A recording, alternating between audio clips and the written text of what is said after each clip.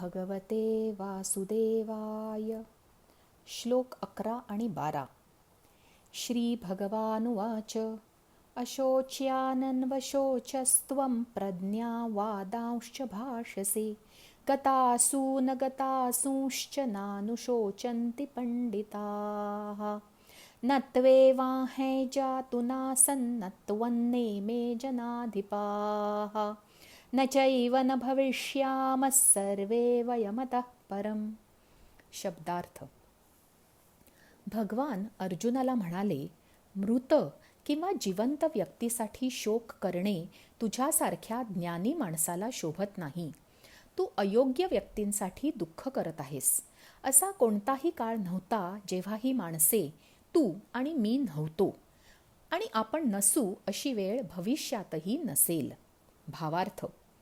इथे भगवान म्हणतात की जो माणूस अन्यायाने वागतो त्याला सहानुभूती दाखवणे, त्याच्यावर दया करणे चुकीचे आहे. समोरच्या माणसाची चूक आपल्याला कळते. त्या गोष्टीचा, वागणुकीचा आपल्यालाही त्रासही होतो.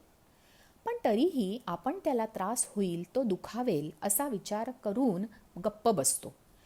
त्याला जर त्याची वागणूक बरोबर नाही हे कळलेच नाही तर तो स्वतःत बदल करेल का? अनेकदा हे सांगणे आवश्यक असते. ते वाटते तितके कठीणही नसते. आपलं नातं इतकंही कमकुवत नसलं पाहिजे की आपला कोणी गैरफायदा घ्यावा.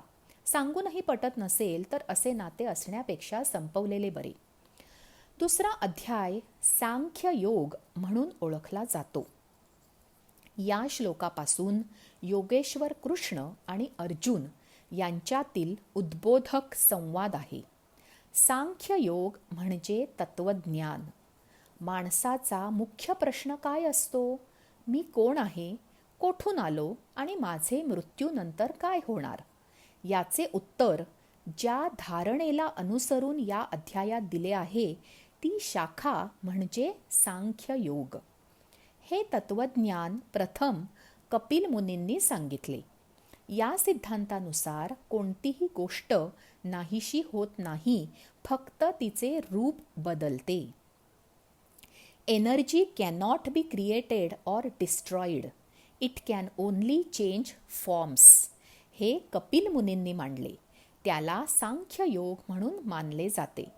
तो कृष्णाने अर्जुनाला या अध्यायात सांगितला आहे. या श्लोकात भगवान हेच सांगतात की आपण सगळे आधीही होतो, यानंतरही असू. कदाचित वेगळ्या रूपात असू, पण असू.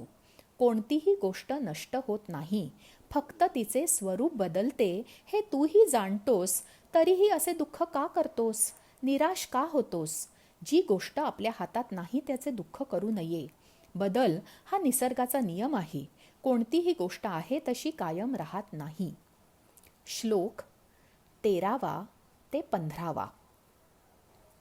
देहिनोऽस्मिन् यथा देहे कौमारं यौवने जरा तथा देहान्तरप्राप्तिर्धीरस्तत्र न मुह्यति मात्रा स्पर्शास्तु कौन्तेय शीतोष्णसुखदुःखदाः आगमापायिनो नित्यास्तां तितिक्षस्व भारत यं हि नौ व्यथयन्त्येते पुरुषं पुरुषर्षभ समदुःखसुखं धीरं सोमृतत्वाय कल्पते. शब्दार्थ. शरीराला बालपण, तरुणपण, वार्धक्य, मृत्यू या अवस्था असतात. धीर पुरुष याविषयी फार विचार करत नाही. हे कुंतीपुत्रा, इंद्रियांचे विषयांशी संयोग हे थंडी, उष्णता, सुख दुःख देतात. हे येतात तसे जातात. तुला ते सहन करावेच लागेल.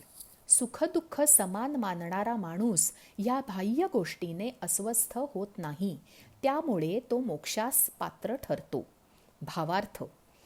जो जन्माला येतो त्याला मृत्यू अटळ आहे. सुरुवात आहे त्याला शेवट आहे. देह अशाश्वत आहे. आत्मा नित्य आहे, शाश्वत आहे. धीर पुरुष हे जाणून असतो. धीर पुरुष म्हणजे ज्याचे चित्त कोणत्याही परिस्थितीत विचलित होत नाही, ज्याचे मन नेहमी स्थिर असते, जो आपले कर्तव्य आनंदाने करत असतो असा.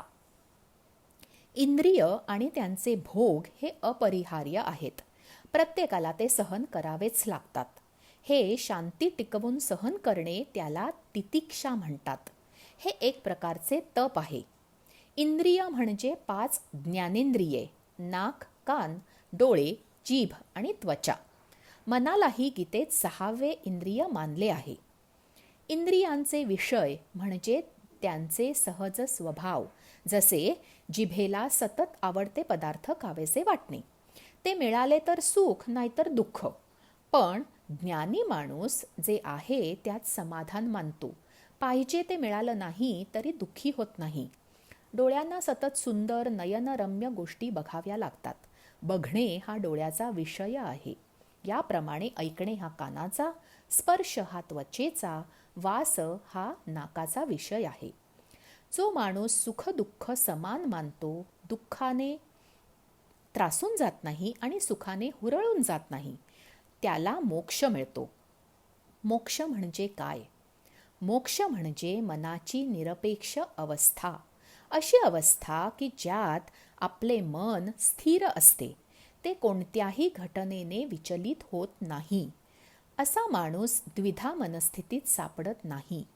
मनुष्याला कोणतीही अपेक्षा उरत नाही. प्राप्त परिस्थितीचा तो आहे तसा आनंदाने स्वीकार करतो. नेहमी प्रसन्न आनंदी राहतो. सर्व द्वंद्वापासून मुक्त होतो. सुख दुःख, मान अपमान, आशा निराशा, थंडी उष्णता, आपला परका इत्यादी भेद हे द्वंद्व म्हणून गणले जातात. मोक्ष ही एक गुणातीत अवस्था आहे. आचरणात आणणे अवघड आहे, पण अशक्य नाही. हा अर्थ आपल्या नेहमीच्या प्रचलित समजापेक्षा वेगळा आहे. मोक्षप्राप्ती जिवंत असतानाच करून घ्यायची असते. तिचा जन्ममरणाशी संबंध नाही. मोक्षप्राप्ती हे अंतिम ध्येय नाही. जगताना असे जगता यायला हवे. आजचे निरूपण इतकेच. जय श्री कृष्ण.